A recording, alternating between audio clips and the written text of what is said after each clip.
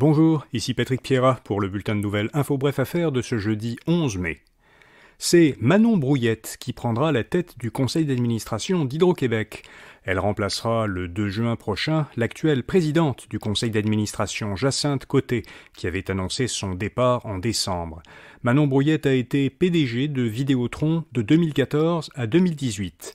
Elle était devenue l'an dernier numéro 2 de la principale division de Verizon, la deuxième plus grand fournisseur américain de services de télécommunications. Elle a démissionné de ce poste moins d'un an après son entrée en fonction. La Fédération canadienne de l'entreprise indépendante demande à Ottawa de reporter au moins jusqu'à l'an prochain la date limite de remboursement des prêts du compte d'urgence pour les entreprises canadiennes. Ce programme était offert pendant la pandémie aux PME et aux organismes à but non lucratif. Il donnait droit à des prêts sans intérêt jusqu'à 60 000 $. La FCEI justifie sa position par un sondage mené le mois dernier auprès de ses membres. Les 3/4 disent que repousser l'échéance de remboursement aiderait leur entreprise à survivre. Metro a lancé son nouveau programme de fidélité dans ses épiceries du Québec. Appelé « Moi », ce programme remplacera à terme le programme précédent, Métro et Moi. Moi permet d'accumuler 1 point par dollar dépensé dans les magasins de Métro.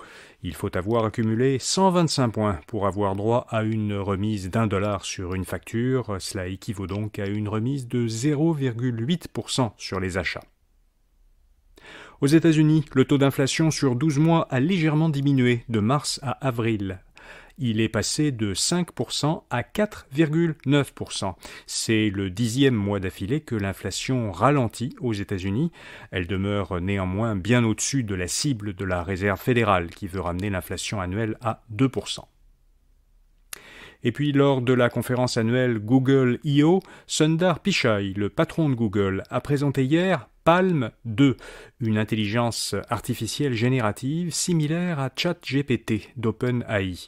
Palm 2 sera intégré aux applications de Google, comme Gmail, à la suite Workspace et au système d'exploitation mobile Android. En parallèle, l'entreprise a annoncé que Bard, son robot conversationnel d'IA, est désormais disponible en anglais dans 180 pays, mais il ne l'est pas au Canada pour le moment. Google promet que, dans l'avenir, Bard comprendra une quarantaine de langues et qu'il pourra générer sur demande des images. Voilà, vous savez l'essentiel. À demain matin pour notre prochain bulletin de nouvelles Info Bref Affaires. Bonne journée.